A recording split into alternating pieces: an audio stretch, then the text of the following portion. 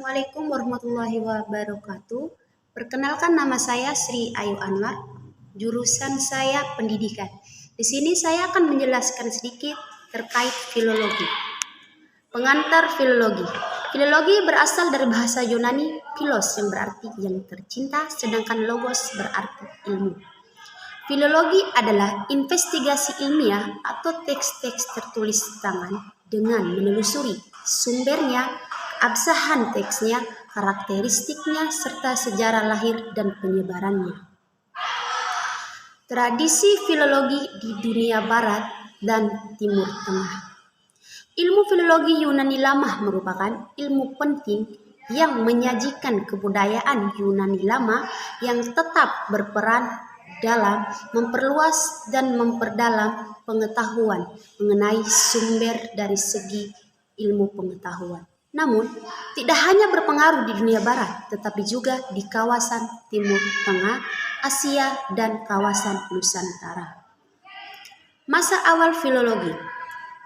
Awal kegiatan filologi di kota Iskandaria oleh bangsa Yunani pada abad ke-3 sebelum Masehi, dengan membaca naskah Yunani lama pada abad ke-8 sebelum Masehi. Sesudah Iskandaria jatuh ke dalam kekuasaan Romawi di Eropa Selatan, pembuatan resensi terhadap naskah pada abad ke-1 Masehi hingga berkelanjutan pecahnya kerajaan Romawi pada abad ke-4 Masehi. Filologi masuk ke kawasan Timur Tengah pada abad ke-4 Masehi yang memiliki pusat studi di Gaza, Beirut, Edessa, dan Antioch. Abad ke-5, para ahli filologi berpisah ke kawasan Persia. Tradisi filologi di Nusantara. Naskah Nusantara dan pedagang Barat bermula saat kedatangan bangsa Barat ke Nusantara pada abad ke-26. Orang yang terkenal dalam bisnis jual beli naskah kuno di Eropa adalah Peter Foros. Kolektor naskah Nusantara Edward Picotke memiliki naskah kuno tentang hikayat Sri Rama.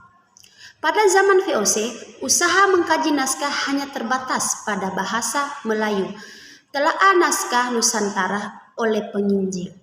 Pada tahun 1609 terbit terjemahan Alkitab pertama di Nusantara, diterjemahkan oleh Albert Cornelis Ruil, diterbitkan oleh Jan Kacobets Palestine.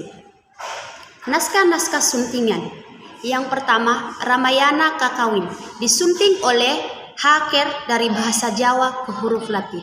Yang kedua, Friedrich menyunting naskah-naskah Brestanjaya, Arjuna Wiwaha, dan Bomakwaya.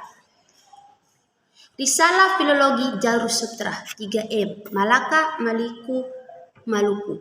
Bangsa Melayu yang berasal dari dataran Asia Tengah dan Selatan datang ke Nusantara pada abad ke-300 sebelum Masehi. Bahasa Melayu mulai dipakai di kawasan Asia Tenggara pada abad ke-7.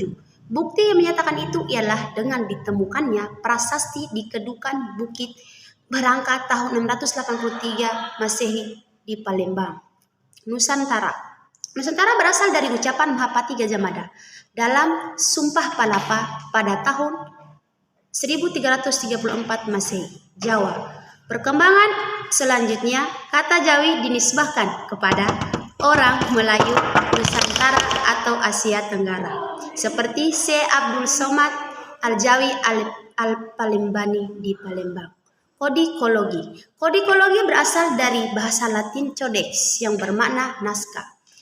Alat naskah, pertama bahan kulit binatang, kedua kertas papirus. Kertas papirus mulai ada pada abad ke-4 Hijriah atau 10 Masehi, diekspor sampai abad ke-8 Hijriah atau 14 Masehi. Yang ketiga, kertas Eropa, laid dan waf paper. Yang keempat, kertas marble, kertas yang didekorasi dan biasanya digunakan untuk naskah, jilitan, dan halaman akhir naskah. Bahan naskah di Indonesia yaitu kertas tradisional, di antaranya yang pertama, kertas beluang, bahan bakunya dari kulit kayu. Daun lontar, nipah, kulit kayu, bambu, rotan, dan pustaha. Kolofon. Kolofon dalam naskah ditulis baik oleh pengarangnya atau penyalinnya. Idealnya, kolofon memiliki tipe teks, cara penyalin, Cara membandingkan huruf rubrikasi atau biasa tinta merah untuk mempertegas dan ilustrasi. Di dalamnya terdapat informasi tentang judul buku, nama pengarang, tanggal penulisan buku, nama penyalin, tempat disalin, dan bentuk akhir. Yang kedua mengenai penanggalan. Penanggalan cukup perkiraan tahunnya. Yang ketiga tinta. Tinta mulai digunakan sejak tahun 200 sebelum Masehi di masyarakat Mesir dan Cina. Terbuat dari asap jelaga, minyak zaitun, getah, madu, dan air. Ada juga dari garam dan yogurt untuk mencegah kelembapan. 4. Kuras. Kuras adalah kertas yang dilipat dan dipotong dan disusun bertumpuk-tumpuk lalu dijahit untuk disatukan.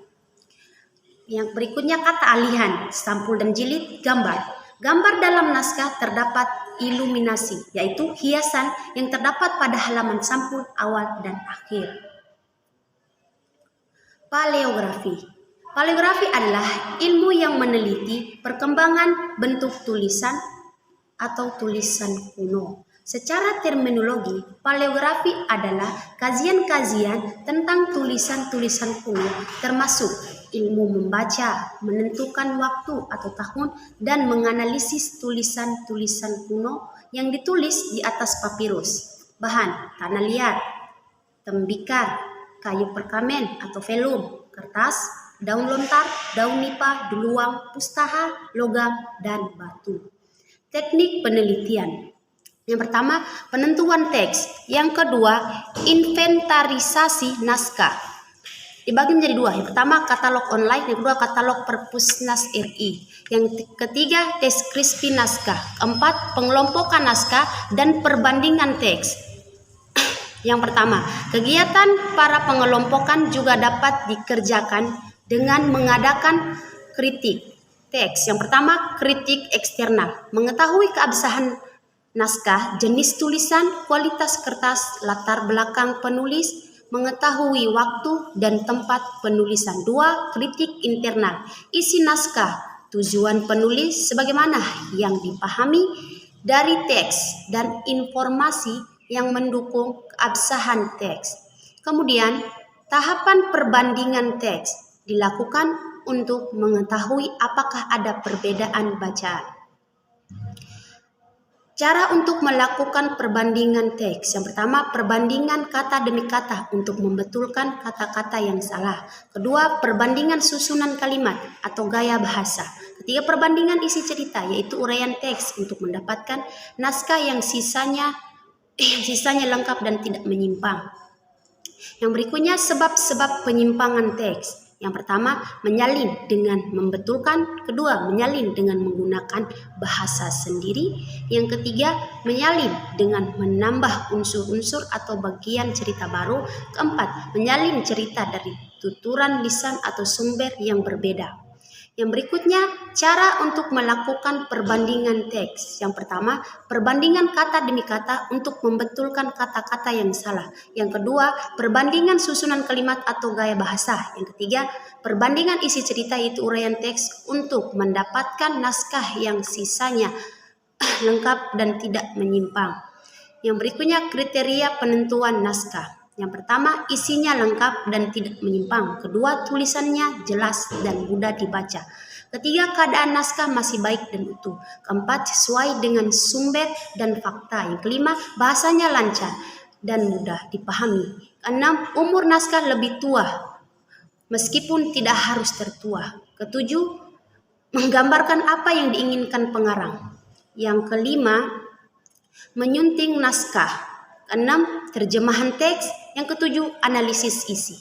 Berikutnya, metode penelitian filologi. Metode yang pertama, metode intuitif. Yang kedua, metode objektif atau stema, yaitu membandingkan berbagai naskah yang ditemukan. Yang ketiga, metode gabungan.